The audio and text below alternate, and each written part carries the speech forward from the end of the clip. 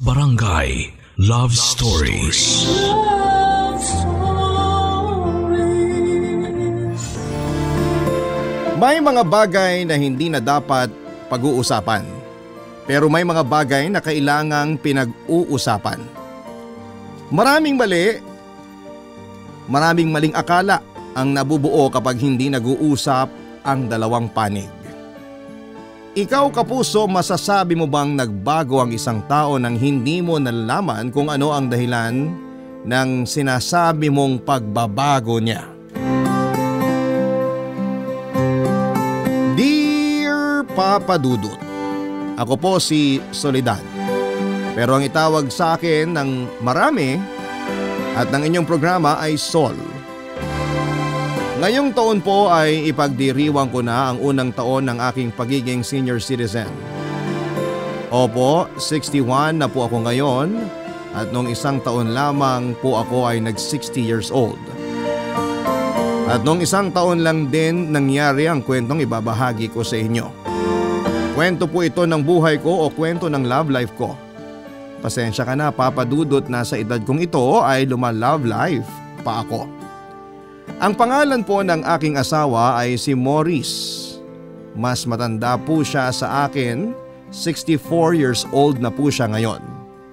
Mabait po siya na asawa at hindi niya ako kahit kailan sinaktan, physical man o emosyonal. Kaya mahal na mahal ko po siya. Tumanda po kami nang walang naging problema gaya ng pambababae, kaya ganoon na lamang po ang pagiging kampante ko sa asawa ko. May mga anak po pala kami, 2 lalaki at 1 babae.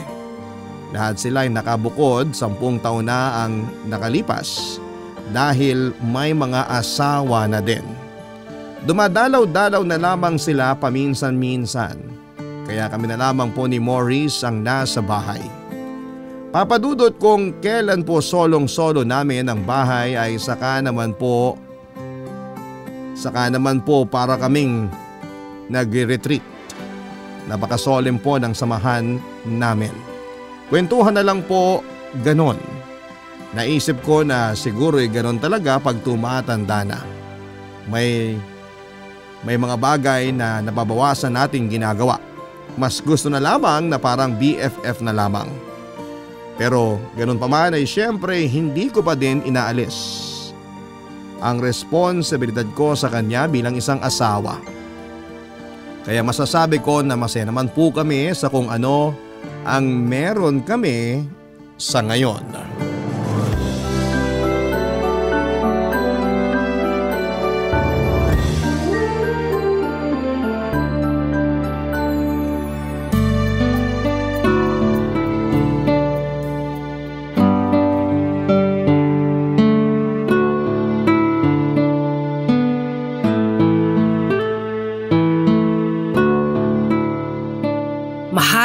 Alam mo ba kahapon sa palengke, may nag-away na 2 babae.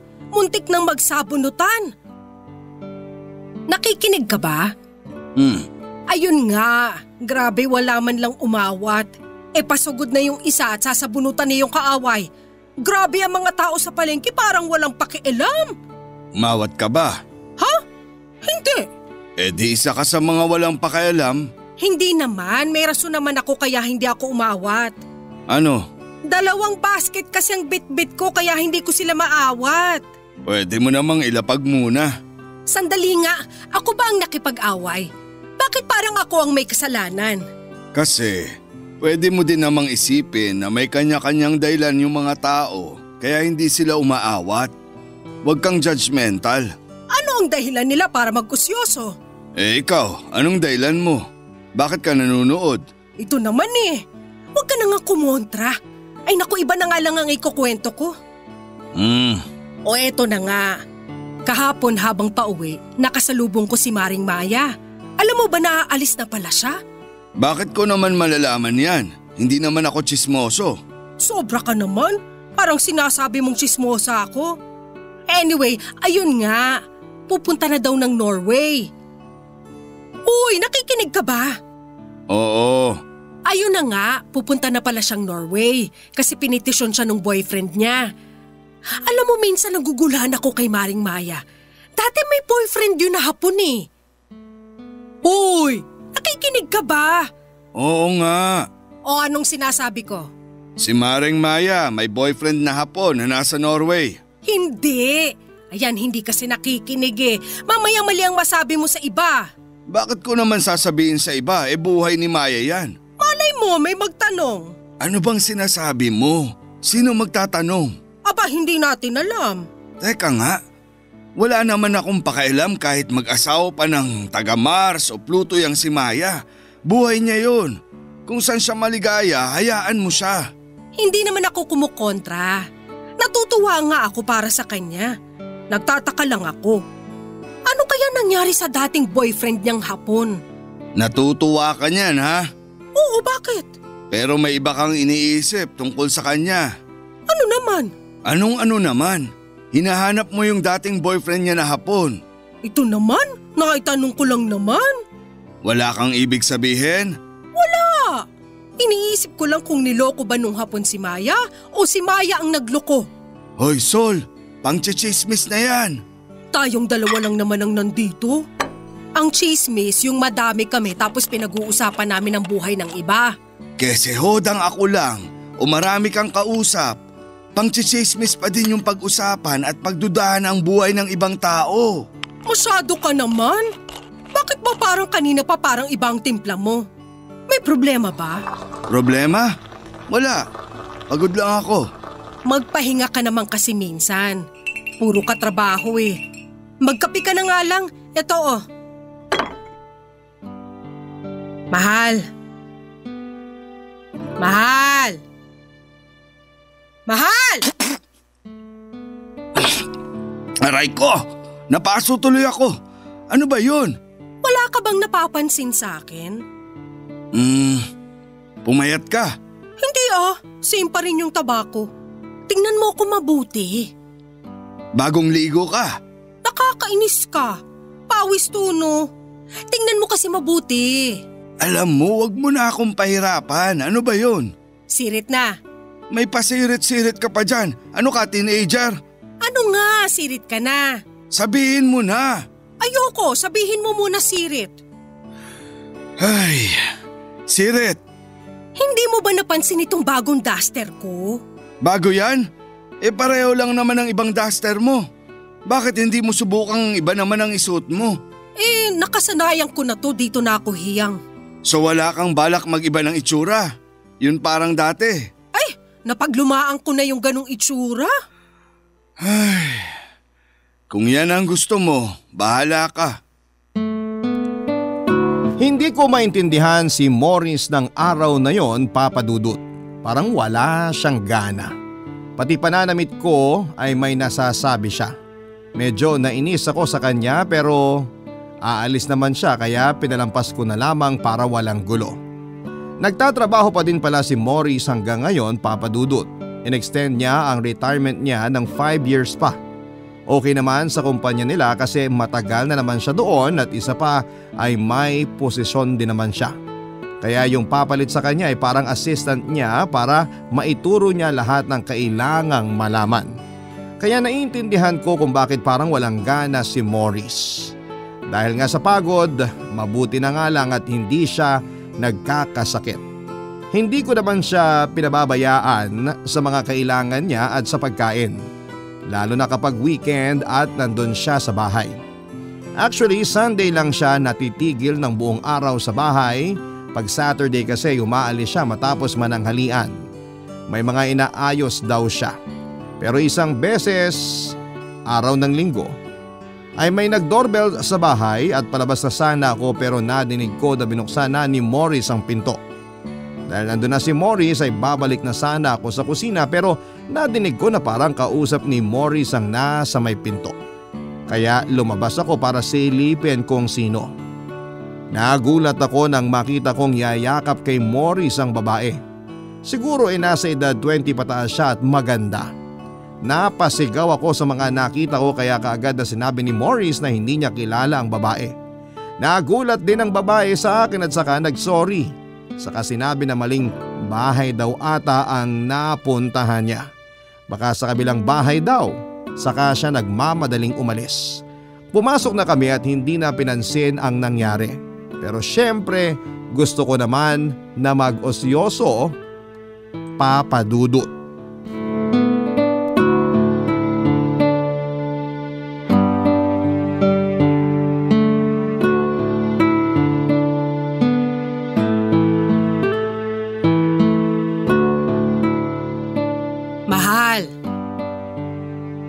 Mahal! Mahal! Ay! Ano ba? Bakit ka ba nanggugulat? Bakit ka magugulat kanina pa kita tinatawag? Ang lapit-lapit natin sa isa't isa tapos sisigaw ka. Yun na nga Ang lapit-lapit natin sa isa't isa hindi mo ko naririnig. Ano ba yun? Iniisip ko kasi yung babae kanina. Oh. Nakita ko kung paano kanya yakapin Sol, wala akong alam doon. Hindi ko kilala ang babaeng yun. Alam ko naman yun. Sa dami ng ginagawa mo, siguro naman hindi mo na maisisingit ang pagkerengkeng. Oo naman. Yun nga, nung nakita ko kung paano siya yumakap sa'yo, tapos nagkamali daw siya ng bahay na pupuntahan. Sa kabila daw, ang nakatira sa kabila si Ernest. Si Ernest ay binata, kaya isa lang ang ibig sabihin. Si Ernest ay umuupa ng call girl. Mahal. Sobra ka naman sa call girl. Baka naman escort lang. Pareho din yun. Magkaiba yun. Yung escort, companionship lang. Binabayaran pa rin sila. Kasi nga, yun ang trabaho nila. Call girl nga. Bahala ka na nga. O sige na, escort na kung escort. Kaya palampasin mo na yung isyong yan. Mangchismis ka na lang ng ibang kapitbahay natin. Meron nga talaga akong kwento tungkol kay Grace, pero hindi mo na priority si Grace ngayon. Mas concerned ako kay Ernest. Oh, ano naman si Ernest? Nakikinig ka ba? Kasi nga kumuha siya ng call. Ibig kong sabihin escort. Paano kung mapahamak siya? Bakit naman mapapahamak si Ernest? Isa pa, lalaki yun. Kaya niya ang sarili niya. Parang lolokohin lang siya nung babae. Peperahan. Hindi naman niya nililigawan. Paanong lolokohin siya? Natural lang na may money involved. Kasi nga trabaho nung babae yun. Parang uubusin ang pera ni Ernest. Alam mo, ubusin o hindi, problema na ni Ernest yun. Problema ko din yun. Kaibigan ko si Ernest Mahal, kapitbahay mo din si Ernest. 19 years old lang siya. Anong feeling mo? 19 ka din. Tropa kayo. Excuse me, sa friendship walang edad. O siya, sige na. Pero wag ka nang makialam sa kanya. Magigilty naman ako pag hindi ako nakialam. Mahal, paano mo ba siya naging kaibigan? Ano bang mabigat ang nagawa niya sa'yo at naging magkaibigan kayo? Namagitan siya nung kumprontahin ako ni Maya nung isang araw tungkol sa pagpapakasal niya sa Norway. Kinumpronta ka ni Maya? Hindi yun ang point. Ang point ay namagitan si Ernest. O sige, anong ginawa ni Ernest? Aba yung Maya na yon, pinagbibintangan ba naman ako na ako daw ang nagchismis na may kalaguyo siyang Hapon? Hindi ba ikaw naman? Hindi! Hindi ikaw ang nagchismis? Hindi yun ang point. Ang kulit mo, si Ernest ang pinag-uusapan. Sinasabi ko na kaibigan ko si Ernest dahil siya ang nagtanggol sa akin kay Maya. Kita mo yung ginagawa mo? Baka pwedeng maghanap ka na ng ibang hobby. Tigilan mo na yung pang-chismis. Hindi naman chismis yun. Napapag-usapan lang naman. Hindi chismis. Kita mo nga, nagkakaroon ka tuloy ng kaaway. Nagkaayos na kami ni Maya, no? At dahil ngayon kay Ernest. Kaya dapat kong tulungan si Ernest. Bakit ba ayaw mong tantanan si Ernest? Hayaan mo siya sa kaligayahan niya. Masaya ako kung maligaya siya nang hindi siya niloloko. Pero ang kaligayahang huwad, hindi ko basta-basta mapapabayaan ang kaibigan ko. Anong gagawin mo? Aawain mo yung babae? Siguradong wala naman dun ngayon yun. O baka wala silang dalawa at umalis. Teka nga, bakit ba kanina ka pa escort ng escort? Kilala mo ba yung babaeng yun? Ano? Hindi, sinasabi ko lang. Bahala ka na nga. O di na-realize mo rin na kailangan ng tulong ni Ernest. Paano mo nga sa tutulungan? Kakausapin ko siya na humanap na lang ng totoong mamahalin at huwag nang magbayad. Tapos? Alam ko makikinig si Ernest sa akin kasi para na ako nakatatandang kapatid noon. Para kang nakatatanda, period. Huwag ka na kasing makialam sa buhay nila. Naiinis ako ng ganyan ka. O siya, hindi na kung hindi. Sige, hindi na ako makikialam kay Ernest. Ay, salamat. Siyempre, Papa Dudut, hindi totoo ang sinabi ko kay Maurice. Kaibigan ko talaga si Ernest, kaya kailangan ko siyang kausapin para sa ikakatahimik ng konsensya ko. Kaya kinabukasan ay nagluto ako ng masarap na dinuguan at nang makaalis na si Maurice para pumasok sa opisina ay saka ako nagpunta kay Ernest. Natuwa si Ernest nang bigyan ko siya ng dinuguan. Kaya yun ang hudyat para simulan ang pakay ko. Una, sabi ko na kung pwede ba kaming magkwentuhan sandali. Pinapasok niya ako at saka kami nagkakumustahan at hindi na ako nagpaligoy-ligoy. Sinabi ko na ang concern ko sa kanya. Kaya dapat maghanap na lang siya ng tamang tao para sa kanya at huwag naggaya ng laro-laro. Sinabi ko pa sa kanya na deserve niya ang maging masaya dahil mabait siya at wala siyang dapat na ikatakot o ikahiya sa pagkakaroon ng tamang relasyon. Napatahimik siya at parang nahiya. Sa kanya sinabi na tama ako sa mga sinabi ko. Nagulat ako nang bigla niya akong niyakap at sobra ang pasasalamat niya. Kaya matapos ang usapang yon, Papa Dudut, ay para akong nasa alapaap. Dahil naliwanagan na si Ernest dahil sa akin. At dahil nga doon, Papa Dudut, ay tuwang-tuwa ako sa mga nangyari. Barangay Love Stories. Barangay Love Stories. Kinabukasan ay mayabang kong pinagmalaki kay Maurice ang nangyari. Na sa unang pagkakataon ay magandang naging resulta ng pagiging pakialamera ko, Papa Dudut. Oo, Papa Dudut, sa pagkakataong yon dahil sa magandang kinalabasan ay inaamin ko na pakialamera ako. Pero ewan ko ba sa asawa ko, pag nakikialam ako sa buhay ng iba ay naiinis siya. Maganda nga yung mga nangyari sa pakikialam ko, naiinis pa din siya. Sinabi niya na tigilan ko na daw ang pakikialam sa iba at humanap na lamang ng ibang dapat kong gawin. Gusto ko lang naman na makatulong, Papa Dudut. Kaya kahit inis siya ay hindi ko na lamang siya pinansin. Nang makalis si Maurice ay may biglang nag-doorbell. Pagbukas ko ng pinto ay si Ernest. Pagkakita niya sa akin ay agad niya naman niyakap ako. Hindi pa din pala siya tapos sa pagpapasalamat. Sinabi niya sa akin na kung hindi daw dahil sa akin ay hindi siya makakalakas o magkakalakas ng loob para harapin ang sarili niya. Hindi na daw niya ililihim pa ang relasyon niya at masaya daw siya na sa akin niya unang ipapakilala. Tapos tinawag niya yung lalaki sa likod niya at pinakilala sa akin. Ang lalaki naman ay masayang nagpasalamat dahil daw sa akin ay hindi na nila ililihim ang relasyon nila. Nakangiti ako pero gulong-gulo sa mga nangyayari. Nang makalis sila ay parang ilang minuto din akong nakatulala at nag-iisip.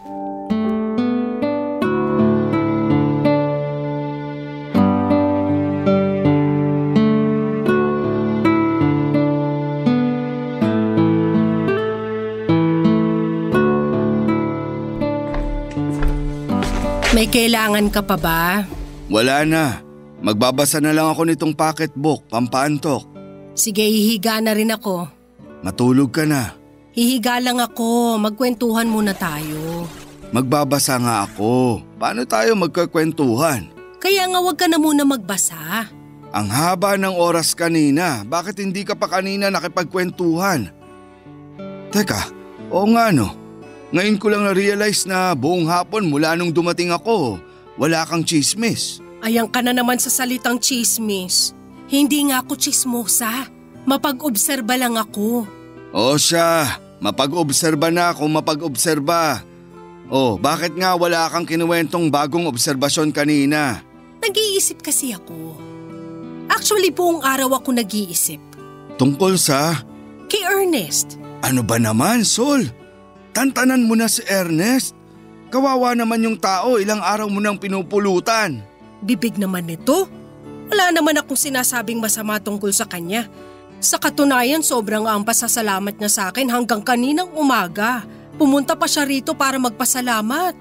Nagpasalamat siya saan? Nakinausap ko siya at nilinaw ang isipan niya tungkol sa laro-larong relasyon. Oh, ano naman ang sabi niya? Yun nga ang pinagtataka ko. Kasi nang pumunta siya kanina kasama niya yung karelasyon niya. Nagpasalamat sila dahil hindi na nila kailangang itago ang relasyon nila. Teka. Ibig mong sabihin, kasama ni Ernest yung female escort? Hindi. Sinong babae ang kasama niya? Hindi babae. Lalaki ang kasama niya. Bading si Ernest? Oo. Oh, wala namang masama sa pagiging bading. Ikaw talaga. Wala naman akong sinabing masamang maging bading. Anong sinasabi mo? Kung bading si Ernest, ibig sabihin ay hindi siya ang nagpatawag dun sa female escort. Ayun, balik na naman doon. Alam mo, kalimutan mo na nga yung escort na yon. Hindi pwede. Ano? Pupuyatin mo na naman ang sarili mo, kakaisip sa buhay ng iba. Alam mo, magbasa ka na lang dyan ng pocketbook mo. Hayaan mo na lang ako rito. Bahala ka nga. Sige na, magbasa ka na lang dyan. Tapos guguluhin mo na naman ako. Hindi na nga. Huwag mo na lang ako pansinin. Mahal? Mahal? Mahal! Ano ba? Bakit ayaw mong sumagot? Ano ba talaga? Sabi mo wag kitang pansinin. Pansinin mo na muna ako. Ano na naman ba yon? Wala ka bang naiisip? Marami akong iniisip. Marami kaming gagawin sa opisina bukas. Kung marami kang iniisip, bakit ka pa nagbabasa ng pocketbook? Nagpapaantok nga ako para maipahinga ko na ang isip ko. Mamaya ka na magpahinga, may tanong lang ako. Pakitanong na please para makatulog na ako. Akala ko magpapaantok ka muna. Mahal naman.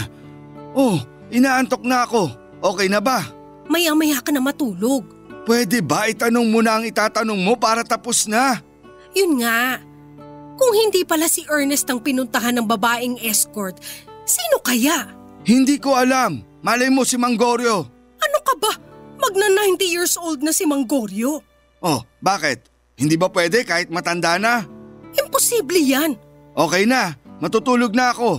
At marami pa akong gagawin bukas. Good night. Sige na nga, matulog ka na. Matulog ka na din. Huwag ka na magpakadalubasa sa pakikialam sa buhay ng iba. Matulog ka na nga. Nangiinis ka pa eh. Good night. Good night. Papatayin ko na tong ilaw dito.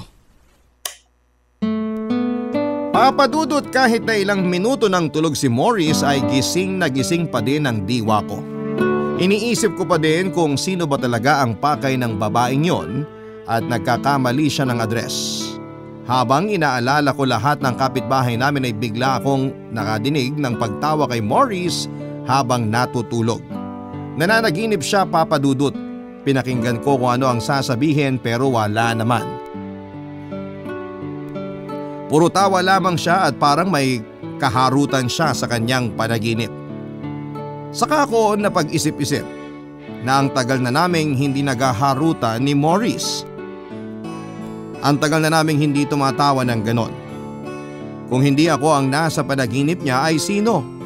Doon na pumasok ang duda ko na baka may ginagawang kung ano ang asawa ko.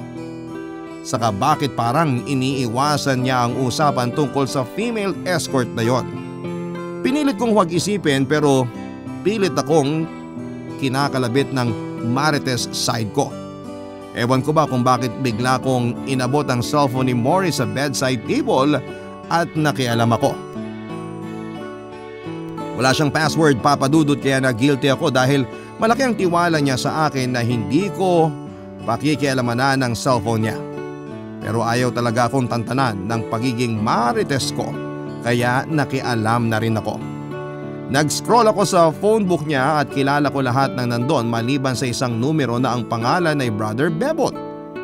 Inisip ko kung sino si Brother Bebot. Wala akong kilalang ganon. Ayaw ko na uling pansinin pero ang daliri ko ang kusang pumindot at nagmensahe kay Brother Bebot.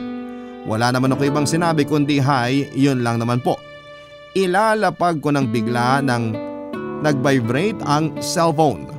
Muntik pang mahulog sa mukha ni Morris ang cellphone. Buti na lang at nasalo ko yun. Binasa ko ang mensahe at nagulat ako sa sagot ni Brother Bebot. Ang sabi niya ay kailangan mo ba uli ng makakausap? Huwag kang mahiya at nandito lamang ako. Kahit nagulat ako sa sagot niya ay nakuha ko pa ding sumagot. Sinabi ko na magme-message na lamang muli ako. Sumagot pang muli siya, Papa Dudut. Ang sabi, okay, good night and see you soon. Papa Dudut, parang tunog na ang sweet ng mensahe niya. Gusto kong maiyak. Pero bago ko umiyak ay nilista ko muna ang numero niya.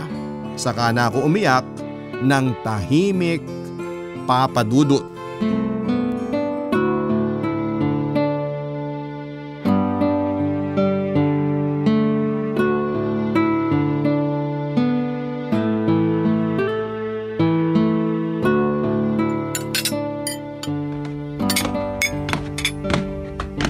Good morning, mahal! Mahal mo mukha mo. Ano yun? Sabi ko good morning din. Anong pagkain? Bago, itlog, tinapay, sinangag, daing at tuyo. Yan na naman. Bakit, nagsasawa ka na ba sa relasyon natin? Ano? Sabi ko, nagsasawa ka na ba sa paborito nating almusal? Mahal, hindi naman porke paborito araw-araw nang kakainin. Di ayaw mo na nga sa akin. Ano? Ano ba yan nangyayari sa'yo? Kanina ka pa bulong ng bulong. Sabi ko, ayaw mo ng pagkain. Magluluto ako ng iba. Wag na, okay na yan. Napipilitan ka na lang talaga sa relasyon natin. Hoy! Ano bang binubulong mo dyan? Sabi ko baka napipilitan ka lang, pwede naman ako magluto ng iba. Ano bang iba dyan? Day ang ibang babae mo. Anong ibang babae? Ay, napalakas ba ang bulong ko? Anong ibang babae ang sinasabi mo? Wala, kalimutan mo na yun. Anong kalimutan? Sa itsura mong yan, alam kong may gusto kang sabihin. Ano naman sa tingin mo ang sasabihin ko? Ewan ko sa'yo, ikaw ang magsasabi Kalimutan mo na nga. Teka nga, hindi ka ganyan tuwing umaga. Usually pag umaga ang saya mo, ang active mo magkwento. Tapos ngayon ganyan ang mood mo. Oo nga Dati-rati pag umaga wala kang gana, pero ngayon parang lumaklak ka ng energy drink. Hindi na ba ako pwedeng maging masaya pag umaga? Hindi naman. Ang saya mo nga kagabi. Tawa ka ng tawa sa panaginip mo. Sinong kaharutan mo? Anong sinasabi mo? Ikaw, anong sinasabi mo kagabi? Oh, anong sinasabi ko? Tigilan na natin ang usapang to, walang pupuntahan to. Wow! Di ba ikaw naman ang nagsimula ng usapang to? Tigilan na nga natin. Sige, kumain na tayo. Ayan ang daing. Baka naman pwedeng lambingan mo ang pag-aabot. Mahal, eto ang daing Eto ang kamatis. Wala ba tayong suka? Nandito na ako, naghahanap ka pa ng iba. Anong iba? Sausawan ang hinahanap ko. Bakit napunta sa'yo ang usapan? Gusto mo ba sa'yo ko isausaw tong daing? Anong sinasabi mo? Amoy suka ako? Wala akong sinasabing ganyan. Pwede namang isausaw ang daing sa mamahaling alak ka.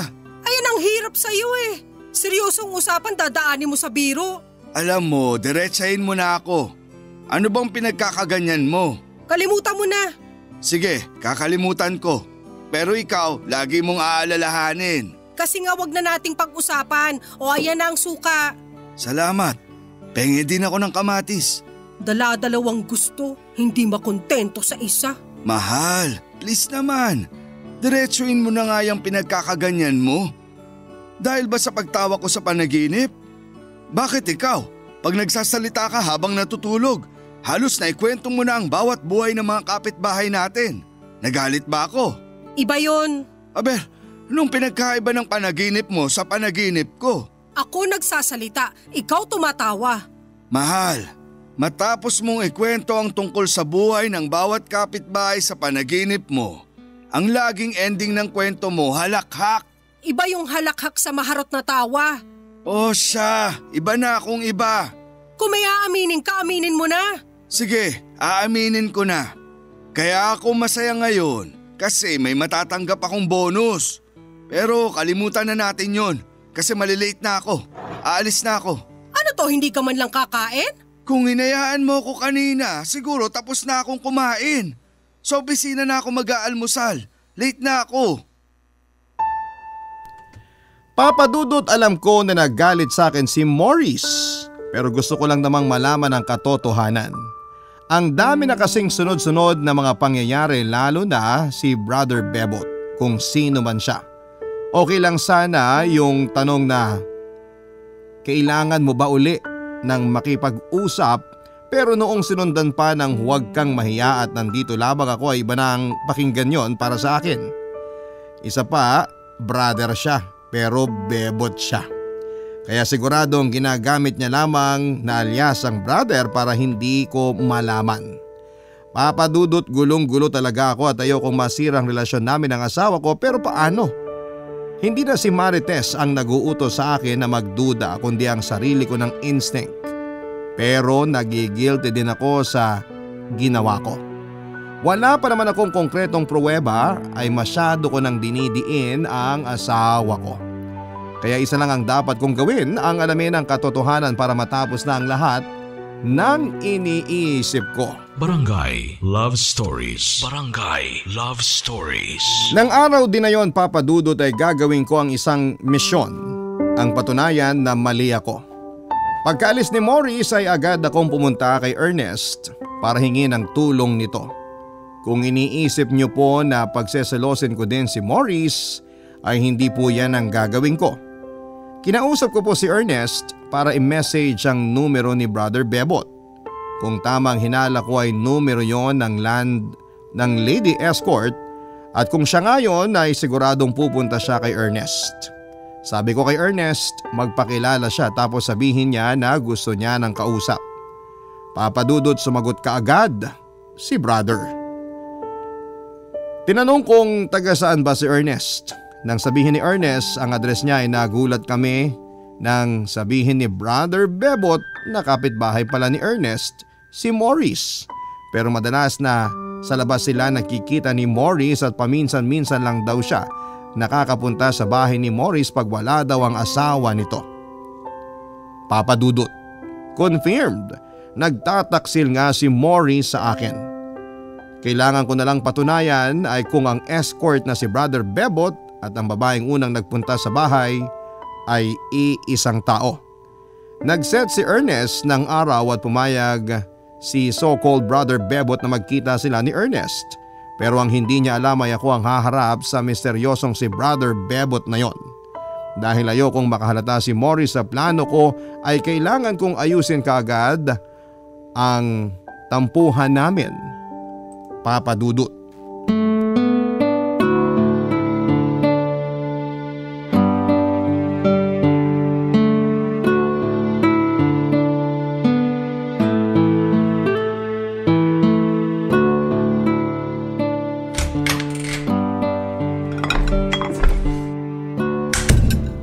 Mahal, magtsaa ka muna. Anong meron? Wala, para ma-relax ka. Alam kong pagod ka sa trabaho. Wala ka bang nilagay dito sa tsaa? Ikaw talaga. So wala? Wala, ano ka ba? Pero kung gusto mo lalagyan ko. Nang ano? Ng honey at lemon. Wag na, ayos na to. Inumin mo na. Bakit nagmamadali ka? Ano bang meron dito sa tsaa? Mahal naman eh. Baka lang kasi lumamig kaya ako pinapainom. Kung ang iniisip mo ay ang tampuhan natin kaninang umaga, kalimutan mo na yun. Mali ako, sorry. Seryoso ka? Oo naman. Seryoso ka? Tinatanggap mo na mali ka? Oo nga, kaya nga may peace offering ako sa'yo. Anong peace offering mo? Yang tsaa. Ah, okay. Ito na pala yun. Siyempre may massage na kasama yan. Mahal, paano ko maiinom tong tsaa kung mamasahihin mo ako? Nakakainis ka. Siyempre mamaya pag ubus mo na yung tsaa. Ah, sige. Iinumin ko na.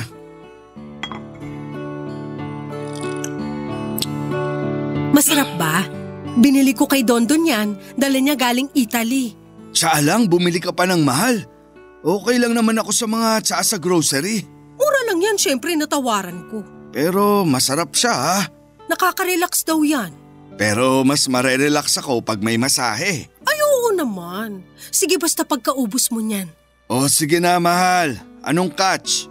Anong catch? Walang catch. Gusto ko lang mag-sorry sa nangyari kanina. Sincere ba yan? Oo naman. Oh, Kalimutan mo na din yun. Salamat, mahal. Oh, kalimutan na natin. Magkwento ka na lang. Anong kukwento ko? Mga kapitbahay. Ay, day off ko ngayon. Namiss ko to. Ang alin? Ito, yung tumatawa tayong dalawa. Minsan kasi sama ka sa akin sa plaza. Upo lang tayo tapos tingnan lang natin yung mga kapitbahay. Promise, ang daming nakakatawa dun. Mahal. Joke lang. O ayan, ubus na ang tsaa. Dapa ka na at mamasahihin na kita. Oo nga.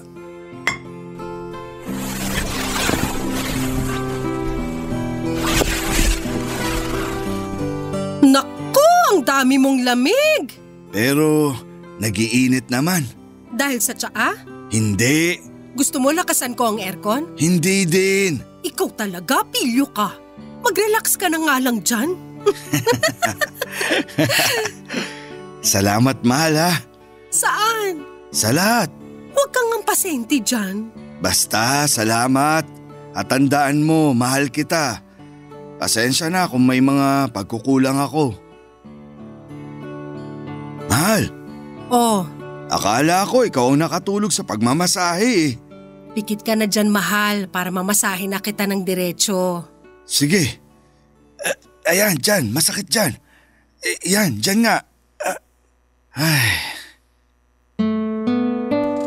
Kinaumagahan ay naging maganda ang almusal namin, Papa Dudut.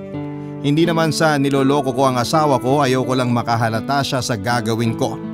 Pag napatunayan ko na hindi totoo ang lahat ay saka na lamang uli ako hihingi ng tawad sa kanya.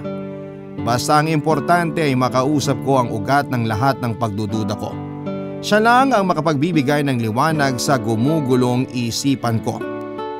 Kaya pagkaalis ni Morris ay agad ako nagpunta sa bahay ni Ernest, kung saan ay darating ang taong kilala lang namin sa pangalang Brother Bebot. Sasamahan sana ako ni Ernest pero sinabi ko na kaya ko na. Sabi ko ay sisigaw na lamang ako pag kailangan ko ng tulong. Kaya pinapasok ko na siya sa kwarto niya at ako naman ay naghanda na dahil ilang minuto na lamang ay parating na ang kausap namin. Hanggang sa dumating ang oras, Papa Dudut.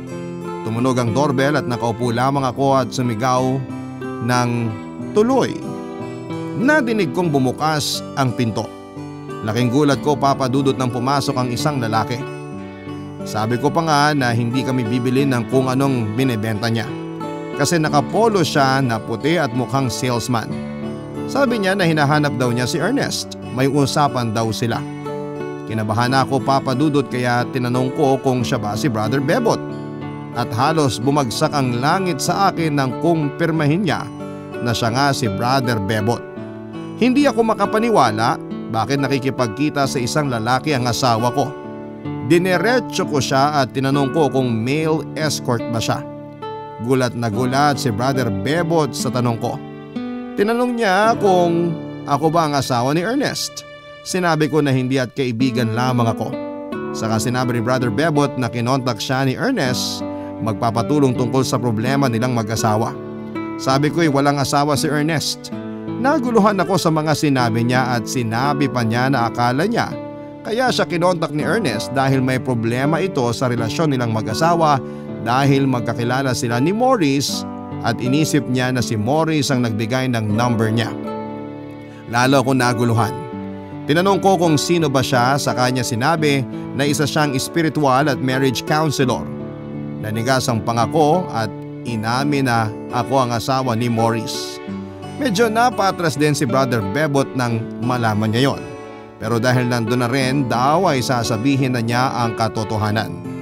Kinakausap siya ni Morris dahil daw sa amin.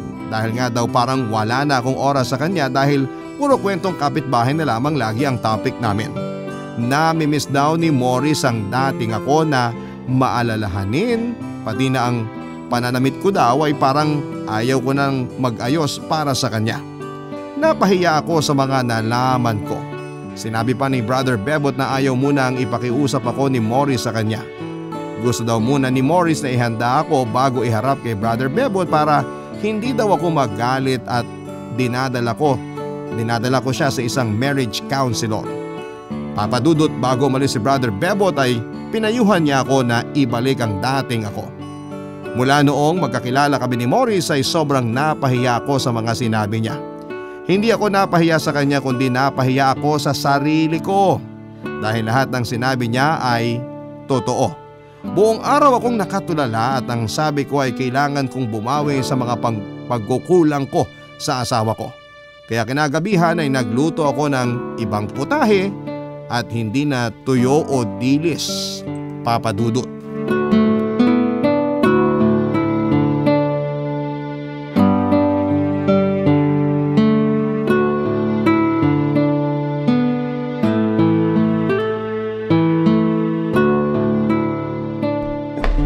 Mahal!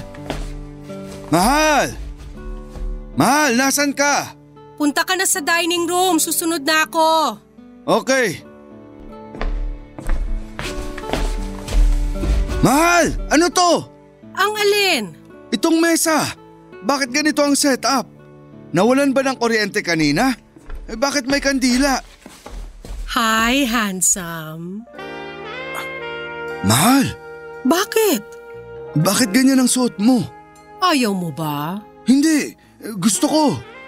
Ngayon lang uli kita nakitang nagsuot ng ganyan. Kasi lagi ka nalang nakaduster. Ngayon ko lang uli nakita ang braso mo, ang dibdib mo. At ngayon ko lang nakita kang nagsuot ng damit na mas mataas sa tuhod. Siyempre, espesyal ang araw ngayon. Anong meron? Ang pagbabalik ni Sol. Bakit? Saan ka nagpunta? Ibig kong sabihin, eto na uli ako, mahal. Pagpasensyahan mo na ako dati. Mahal, totoo ba to? Ayokong tumawa kasi baka nananaginip na naman ako at kung ano ang isipin mo. Ano ka ba? Totoo ito, no? Akin ang kamay mo. Bakit? Akin na. Ayan. Hawakan mo ang braso ko. Totoo ba o hindi? Totoo, mahal. Totoong totoo. Maupo ka muna at ilalabas ko na ang niluto ko. Mamaya na, mahal. Parang nabusog na ako sa nakikita ko eh. Ikaw talaga, pilyo ka. Sana sinabi mo pala na may ganito tayo. Bumili sana ako ng wine. Shh! Hindi na kailangan, bumili na ako. Wow, mahal! Nakakatuwa naman. Ngayon na lang ulit tayo magwa-wine since 19 kopong-kopong. Ako na magsasalin, mahal. No, mahal. Leave it to me.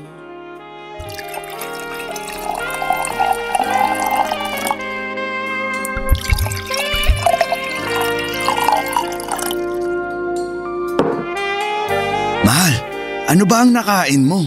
Wala pa, mahal. Pero mamaya meron na. Anong ibig mong sabihin? Nagluto ako ng olive-based pasta with shrimp, grilled chicken at saka salad. Wow, sarap naman! Salamat. Mamaya mo na tikman. Ang alin? Ang mga niluto ko. Inumin muna natin tong wine. Oo nga. Para sa asawa kong ubod ng ganda. At sarap. Magluto. Oo nga. Ngayon ko na lang uli matitikman ang luto mo. Yung mga hindi madali ang pagkain lang. Pasensya ka na, mahal. Simula ngayon, hindi na tayo kakain ng madali ang lutuin. Pero okay lang din naman yun. Paminsan-minsan. Basta, talagang i-enjoy ko mga niluto mo ngayon. I love you, mahal. I love you more, mahal. Sandali, kukunin ko yung pagkain sa kusina. Ako na, mahal. Maupo ka lang dyan. Ako ang magseserbisyo sa'yo.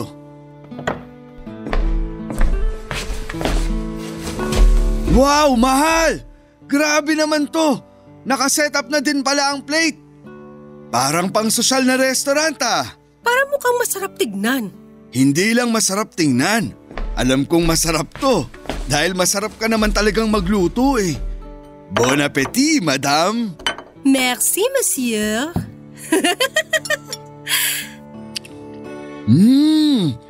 Ang sarap, mahal. Salamat, mahal. Pero mahal, may aaminin ako. Ano yun, mahal? Kilala ko na si Bro Bebot. Mahal? Huwag ka mag-alala, mahal. Hindi ako galit. Sa katunayan, nagpapasalamat pa ako at nagising na ako. Sorry, mahal. Ayoko kasing isipin mo na… Shh! Alam ko, mahal. Kaya kalimutan na natin lahat. para bagong simula sa mas masaya, mahaba at mas matamis na pagsasama. Cheers! I love you.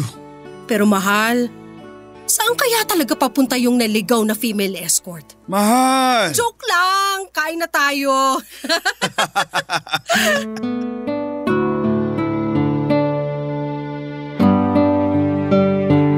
Papa Dudut, para kaming nag-renewal of vow ng gabing yon. Inihingi ko ng tawad ang mga pagkukulang ko at siya din ay humingi ng tawad sa mga ginawa niya. Araw-araw na ako nagluluto ng may effort at hindi prito-prito lamang. Pero paminsan-minsan ay nire-request niya pa din ang tuyo at daing. Bukod sa pagluluto ay palagi na din akong nag-aayos. Maniniwala ka ba, Papa Dudut, na sinusuot ko pa din ang mga duster ko pero pinaayos ko ang lahat na mas sexy ang cut at design. Kaya may variety ang house fashion ko, Papa Dudut. Kahit nga paminsan-minsan ay nagluluto pa din ako ng tuyo ay hindi na ako nag-aamoy tuyo, lagi ako nag-aayos at nagpapabango. Ang bago ko palang hobby ay gardening kapalit ng kakachismis. Pero kahit may mga tanim akong bulaklak ay palagi pa din akong binibilhan ni Morris ng bulaklak tuwing Biyernes. Malapit na mag-retire si Morris at nakahanda na ang super bakasyon namin. Papa Dudut, magko-cruise daw kaming dalawa. Wala akong pakialam kung Tirso Cruz or Cheryl Cruz pa ba yan. Basta ang importante ay magkasama kami ng mahal na mahal kong asawa. Salamat po, Papa Dudut, sa pagbasa ng aking maselan pero masayang kwento. Ang inyo pong kapuso at kabarangay forever na ngayon ay sobrang happy na. Solidad. Nagustuhan ng iyong napakinggan? Ituloy yan via live stream sa www.gmanetwork.com/radio. Barangay LS 97.1